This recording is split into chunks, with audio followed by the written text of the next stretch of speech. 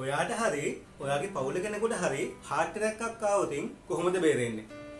ඔයාලා අහලා ඇති, ඔයාලා දැකලා ඇති මේ දවස්වල කිසිම හේතුවක් නැතුව තරුණ කට්ටිය, මහලු කට්ටිය, මැදි වයස කට්ටිය heart attack හැදලා මේ යනවා. එහෙමනම් අපි බලමු heart attack එකක් ආවොත් කොහොමද බේරෙන්නේ කියලා.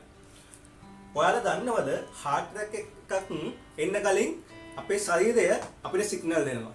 ඒ කියන්නේ දැන් heart attack එකක් එන්න හදන්න කියලා ශරීරය අපිට කියනවා.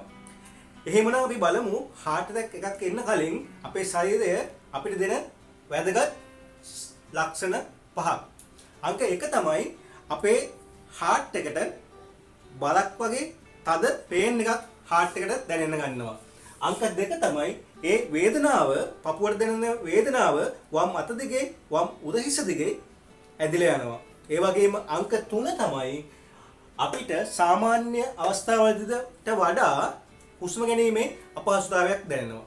ඒ වගේම heart attack එකක් එන්න හදන්න කියලා පෙන්වන 4 වෙනි ලක්ෂණය තමයි අධික සීතලක් කිසිම හේතුවක් නැතුව රස්න වේලාවක වුණත් දැනෙන්න පටන් ගන්නවා. ඒ වගේම heart attack එකක් එන්න හදන්න කියලා අපිට පෙන්වන 5 වෙනි කාරණාව තමයි වමනය වගේ අපිට එනවා කියලා එන්න හදනවා.